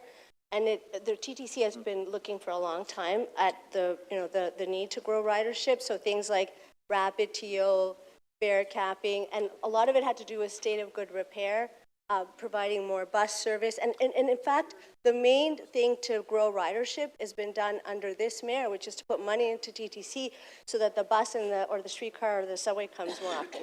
Why isn't it working? Why isn't it working? Why are there more delays and worse service?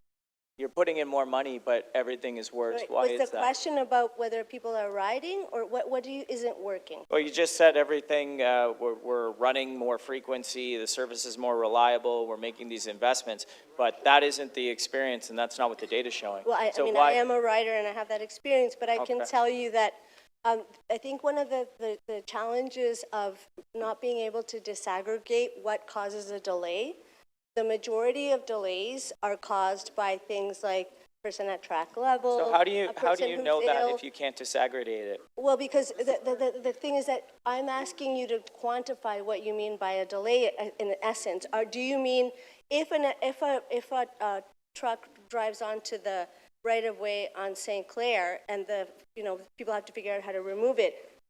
Is that a delay caused by TTC? Do you think the TTC experience has changed since the pandemic? Do you think ridership patterns have changed? Do you think riding the TTC has changed? I don't think we need to think about that. I think we do. Sorry, can I finish my answer?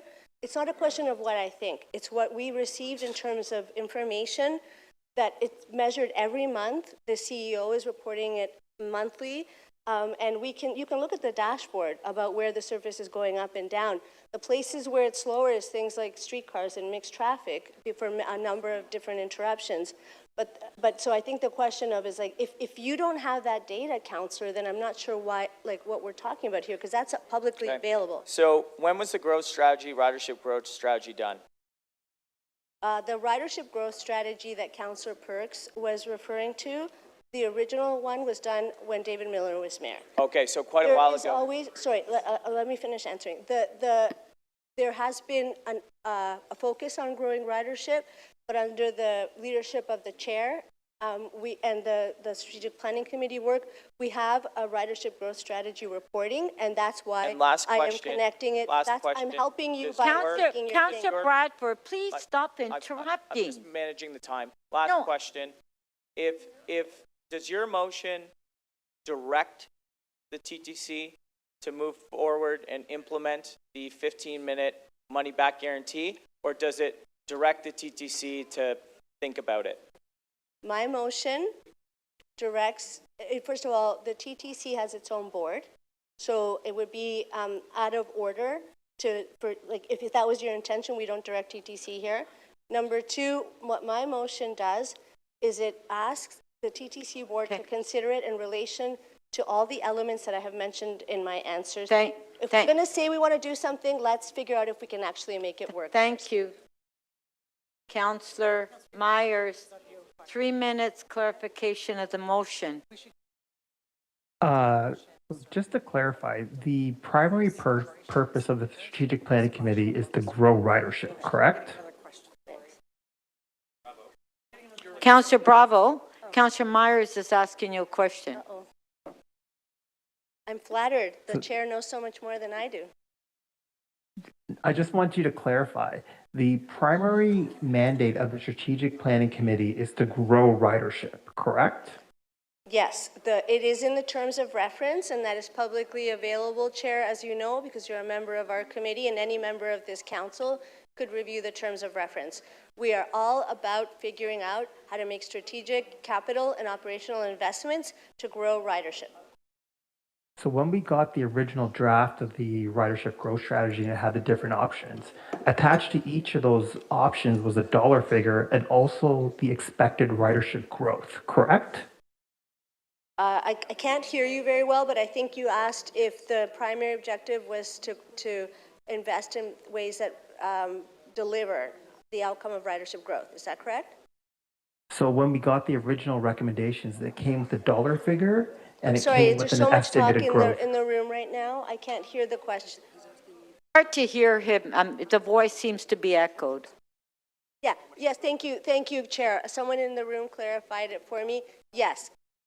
If anyone is interested in figuring out how we're building the options for ridership growth, they're all publicly available in meetings. What we received from staff was the options with dollars attached so that we could look across a dashboard to say this capital and operational dollar investment is going to contribute this much in ridership growth. So the purpose of your motion is to bring this back to the committee where we would evaluate it amongst all the other options and figure out what's going to give us the most bang for our buck in all the other options that we're looking at, such as platform edge doors, fare capping, and further expansion of rapid TO and so on. Exactly. To be able to make strategic choices, you need to know how one idea or one tactic is going to measure against another. That's why you look at the entire envelope of capital and operational dollars, and then we can say this one really jumps, this one doesn't as much, and therefore the priorities were made in that way. Because we have a limited amount of dollars, we prioritized as a group and at TTC board the efforts that we're going to actually deliver ridership growth, and all the math is publicly available, and I think that's what our constituents expect. Okay. And can I ask one more question? Okay. Yes. Pardon? Just one more question. The Strategic Planning Committee also doubles as the Budget Committee, and as you know, the budget situation at the TTC is quite serious. Do you not agree that implementing an $80 million program without any study would be irresponsible? Yeah, I mean, the reality is that while the mayor's budgets have increased the allocation after 13 years of really starving TTC, we have limited funds so that we have to say, if we're going to do this new thing, we're going to have to cut somewhere else. And that is the fiscally prudent thing to do, to be transparent of what that looks like right up front. Okay, thank you. Councillor Bravo, it's my understanding from staff that your motion, the way it was formatted, is why there's a confusion on it. Okay. So do we want to put the proper format on the screen so people understand it? Sure. Okay? That would be great. Thank you. I did work with staff on it. So. Okay, so if we can put the proper format. Okay.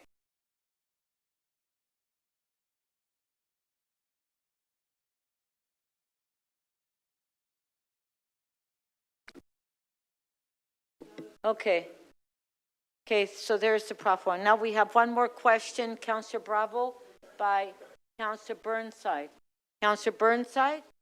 Yeah, thank you, Madam Speaker. So if I'm to understand, the purpose of this committee is to grow ridership, and that's why you've changed Councillor Bradford's motion. Is that correct? The main thing is that we want to figure out, when we make a commitment, that we know if we can make it work, how to make it work, what's going to cost, and what else we're going to do, what we're not going to do as a result, because we have limited funds, as you know, as a former TTC chair.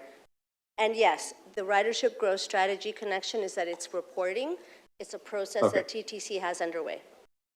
Okay, so you want to grow ridership. So I guess my question is then, like, is this committee actually really that effective? Because you're capping fare, the TTC looks to be capping fares when we know that actual fares are inelastic.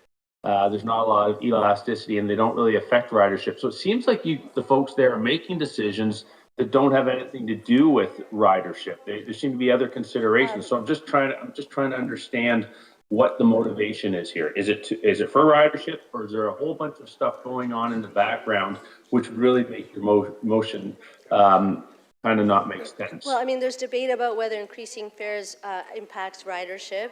There are calculations. Not really. It's well documented. But to answer your question about the ridership growth, the Strategic Planning Committee, I became a member of the TTC board about a year ago, worked with the chair. We created the Strategic Planning Committee. It met, I think, twice this year. So it's a new committee. And in that time, we were able to hold a place where publicly accountable conversations, as the chair said, were based on staff bringing, like, these are the options that we, from our expertise and from around the world, are going to contribute to ridership growth. This is what they cost, and then we prioritize them based on, do they increase ridership, and is the bang for the buck, which is, you know, the fiscally prudent way to go. That's fine. Thank you. So then my only other question, and thank you for that answer, is you mentioned that, that you sort of made the assertion that a lot of the delays are streetcar related, bus related. Were you aware that actually the line 1, which is really the backbone of the TTC, has been a total disaster in the last 2 years? That actual on-time performance went from roughly 90% to 80%. So there were some real problems with the system that have occurred in the last 2 years that don't seem to be having been addressed. Were you aware of that? Last subway performance, we were hitting our target. No, line 1. Line 1. Yeah, thank you. Yes, overall, so thank you, Councillor. I ride line 1 every day. So I'm very well aware of its functioning, and sometimes multiple times a day. But I think if you know from our new CEO's reports, which are a lot clearer to understand, you will see that performance has been improving, and that the investments in reducing slow zones, the investments in the capital repairs that are required for the subway to work are paying dividends. This is all very recent. Okay, thank you, okay. thank you. Well, not really, but okay, thanks. No, there's Councillor Holiday, yes? Speaker, I'd like to raise a point of order, and I'm going to speak slowly so the clerks can get this for the minutes.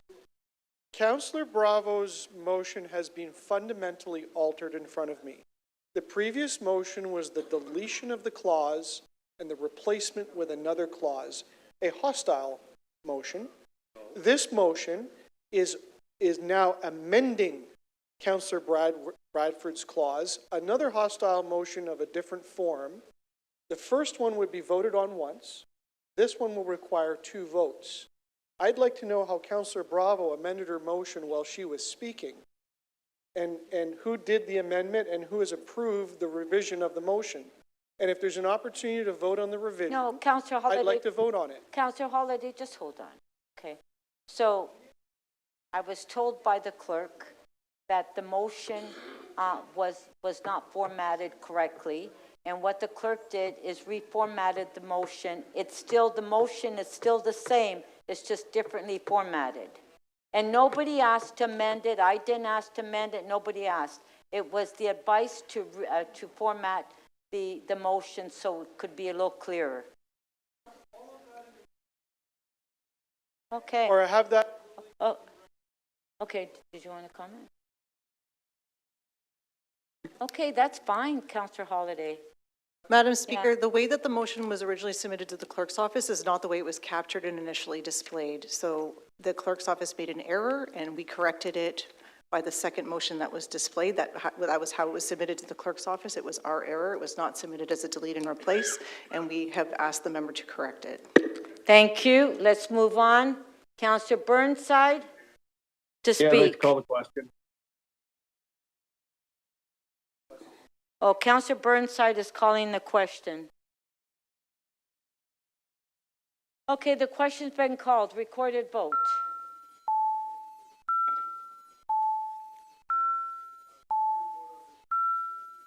Yeah, we are. But you have to go to your desk to vote. Okay.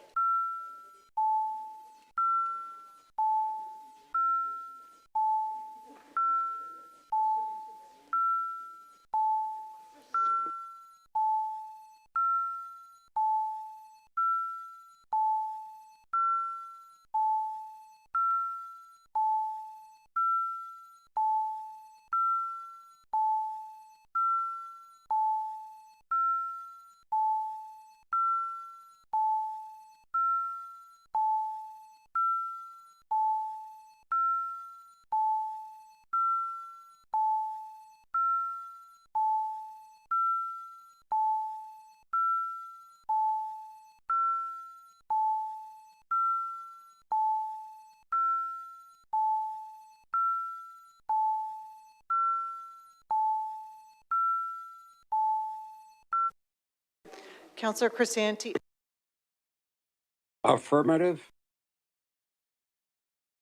Okay, can I have some quiet here because we can't hear anything?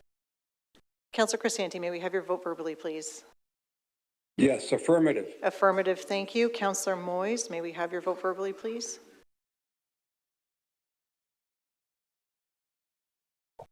In favor. In favor, thank you. And Councillor Myers, your vote, please? Affirmative. Affirmative, thank you. The motion to end debate does not carry. The vote is 12 to 11. The 2/3 threshold has not been met. Our last speaker is Councillor Myers. Our last speaker is Councillor Myers. Councillor Holiday, you spoke already. Yes. Councillor Myers to speak. No, I'm just joking, Councillor Holiday. I know you wanted to accuse somebody of somebody doing something wrong, but you were wrong. Councillor Myers. Thank you, Speaker. We proved you wrong. Councillor Myers to speak. Please speak. Thank you, Speaker. So I just want to say that I think I understand where Councillor Bradford is coming from, but he's attacking the symptoms and not the heart of the issue. The heart of the issue is that the TTC is chronically underfunded. It has been underfunded for a decade. And it's only since this mayor has it started receiving actual real funding to properly deal with the cause of a lot of these delays, which are state of good repair backlogs and maintenance work that has been deferred and delayed for a decade because previous administrations were spending money on things like Smart Track instead of maintaining the system that we currently have. I'd also like to say, he gave the example of, the train being delayed and, someone, people shouting and giving instructions and you have to get on a shuttle bus. And yes, that does happen, but oftentimes that's the result of a suicide. Suicides happen more often than you think. I get those emails and they're pretty heart-wrenching. They're traumatic for the staff, and I think a little grace has to be shown to the staff who are often dealing with very, very tough circumstances, as I'm sure Councillor Bradford knows, as a former TTC board commissioner. I'd also like to address the issue that somehow TTC is in favor of mediocrity, and I take real exception to that. Since I've become chair, we've actually been doing quite a lot of work with the support of the mayor and the support of the board. We've been working on getting our stations cleaned for the first time in a very long time because they looked pretty gross when I took over. We actually put in accountability so that in every single station, there's now someone there's a picture of who's in charge of the station in case something goes wrong. Again, something that never happened before. We have a bunching and gapping pilot that's been initiated because for years we've been told that things like, bunching and gapping, there's nothing we could do about it because of traffic. Well, actually there is something we can do about it, and we're using artificial intelligence to help us do it. So I understand where the frustration of a lot of Torontonians come from, but I think Councillor Bravo's motion is actually the correct motion in that we're not saying no. We're just saying, hey, let's look at this in the list of all the other ideas that we have to grow ridership and then make a decision that we think will actually grow ridership. Unfortunately, the city of Toronto has a very bad history of making these TTC promises that end up being very expensive. And I'll give you one example. We said kids under 12 ride free. That blew an $80 million hole in the TTC's budget, and that led to a sharp increase in fare evasion because nobody actually studied the policy. Another policy that, was implemented sort of on the whim was, we're going to open earlier on Sundays. Sounds great. Unfortunately, that gave us less time to do maintenance. Less time to do maintenance meant more delays.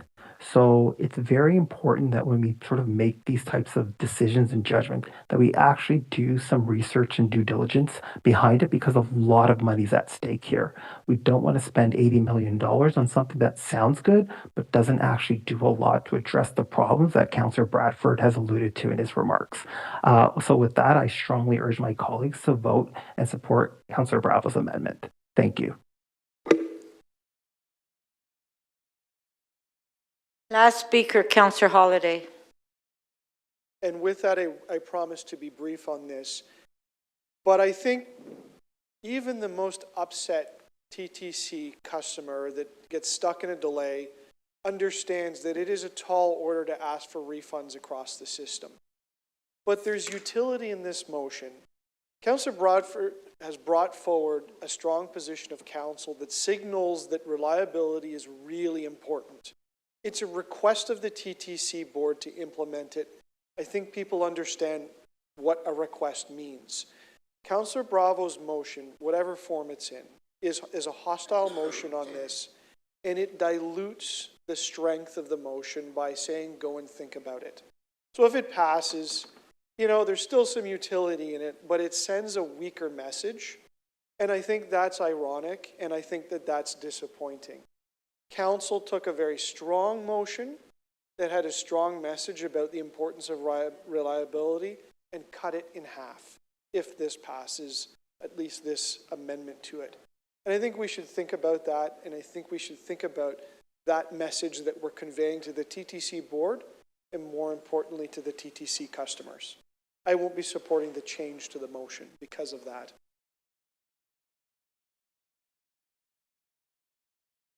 Motions on the screen. Motion by Councillor Bravo, recorded vote.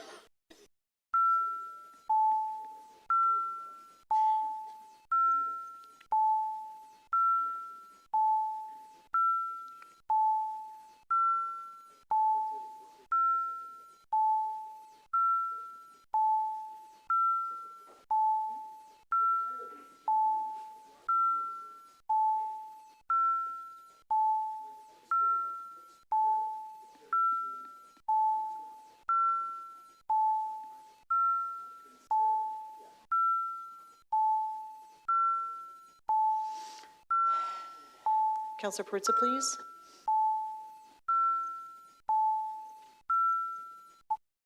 And Councillor Crescenti, may we have your vote verbally, please? Negative. Negative, thank you. Motion 1 carries. The vote is 17-6.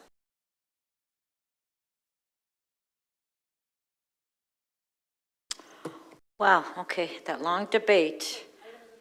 Item is amended. All in favor? Carried. Okay, the last item is MM 35. Oh, we should, yeah, because it was a conflict. Okay, recorded vote on that item is amended because Councillor Coe had a conflict. Yeah. Then we can have Councillor Coe come back in and enjoy the last item.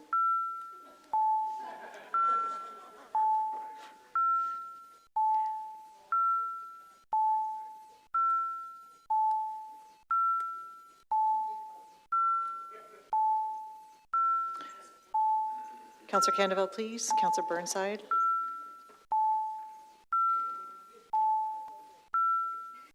And Councillor Crescenti, your vote, please. Affirmative. Affirmative, thank you.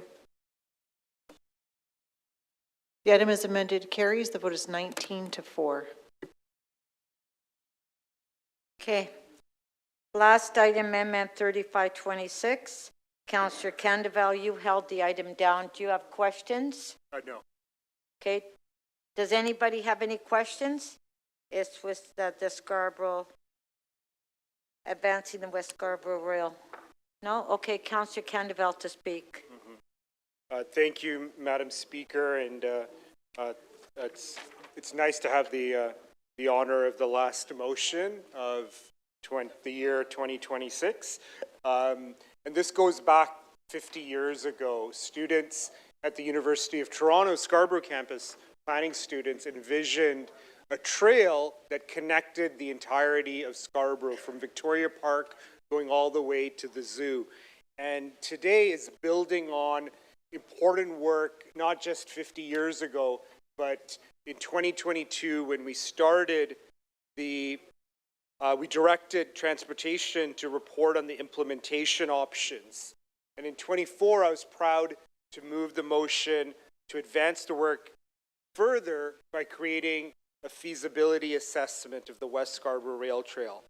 And this off-street multi-use trail is now at a very important inflection point. And what's following that feasibility study, it's confirmed a number of important things. Is the potential of the corridor, the constraints that may impact its implementation and fulfillment, And it outlined the steps needed to move the project forward. And this is where I'm grateful and thankful for staff's help, the community, the Scarborough Junction community, my staff for working diligently with TTC as well to identify this important motion that brings us to a decision point to turn the tremendous work of feasibility into early design, functional design, property requirements, and the preliminary cost estimate.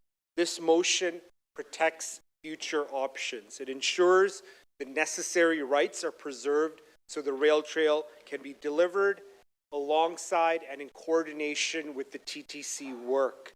When we speak of building a city that works for everyone, it needs to be a city that connects everyone. The ability and vision to connect from the mouth of the Don all the way to the zoo provides tremendous potential for us to unite as a city. Today was a day that we saw the ability of how progress is really and truly made. It's made through consensus, it's made through collaboration, it's made through understanding the perspectives that make the tremendous diversity, particularly along geography.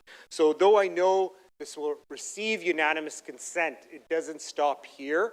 It requires the support of all sections of this chamber and council, from transportation to the TTC. We heard a robust discussion of the TTC, its potential, its impact on serving our public. This is going to be a critical moment in which our transportation, our community, and our chamber work with the TTC to ensure this project is delivered in a coordinated, sensible, collaborative way, and of course, requiring the necessary investment and funding to provide this option. So many of our residents saw the investment and the priority that was put into the West Toronto rail path. It was inevitable. Scarborough residents beyond my ward asked the question, where is the rail path in Scarborough? And this is where, beyond the approval of this initial design concept, we need, as a city, as a council, to recognize if we have equity in our language, where is it in our funding, where is it in our planning, and where is it in our connectivity? So I'm looking forward to not just the design work and the collaboration with TTC, we're looking forward to the funding that would be required to see this rail path achievable. Thank you, Madam Speaker, and thank you, colleagues. I hope this is unanimous, but goes beyond that into the years coming and we actualize the West Scarborough Rail Trail. Thank you. Thank you. On the motion, on favor? Oh, recorded vote.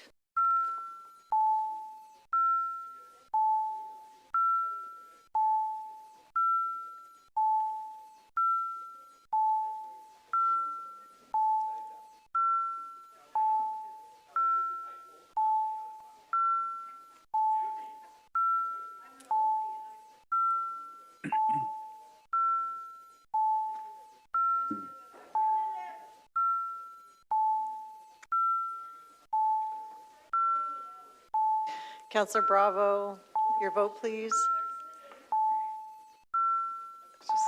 Yeah. Councillor Fletcher, your vote, please. Councillor Shan, your vote, please. Affirmative, thank you. Councillor Burnside. Sorry, negative.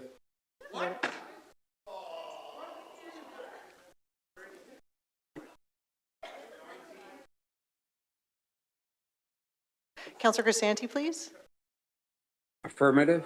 Affirmative, thank you. Deputy Mayor Malik. In favor, thank you.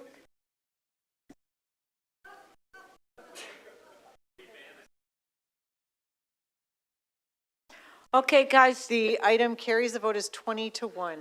Okay, please don't leave because we have a number of motions we have to vote on.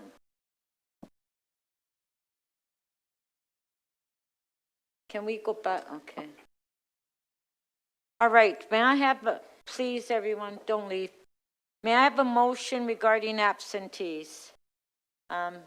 Who's absent? Counselor, okay.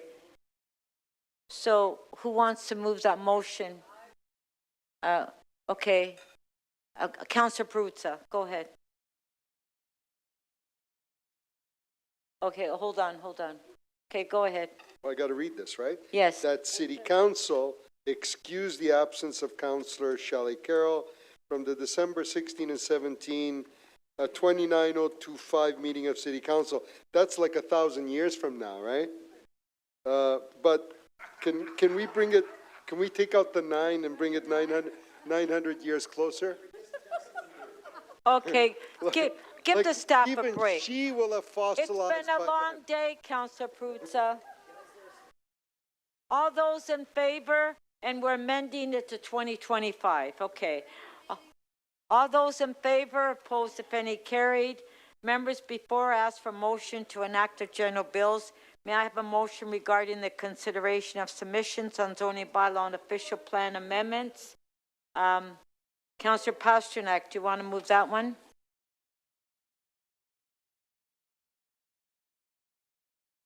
Oh, here we go. The committee and council considered submissions in making a decision on zoning bylaw and official plan amendments. Okay. All in favor? Opposed, if any, carried. May I have a motion? May I have a motion to introduce the general bills? Councillor, Mayor Chow, do you want to do that one? Okay. That leave be granted to introduce Bill 1421 to 1542. Shall leave be granted to introduce these bills? On favor, show of hands. Opposed, if any, carries.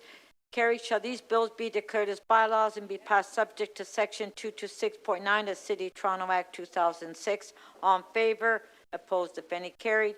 May I have a motion to introduce the confirmatory bills? So moved. Councillor. Mayor Chow. Oh, Mayor Chow, do you want to do that too? Okay. Sure. Mayor Chow. Go ahead.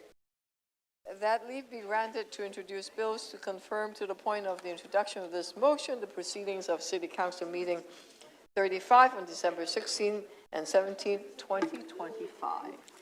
Shall leave be granted to introduce these bills? On favor, show of hands. Opposed, if any, carried. Shall these bills be declared as bylaws and passed subject to Section 226.9 of City of Toronto Act 2006? All in favor? Opposed, if any, carried. Mayor Chow. I just wanted to take the opportunity to thank our clerk, our staff, and all the senior staff that are here. Thank you so much for your public service throughout the year, and happy holidays to all of you.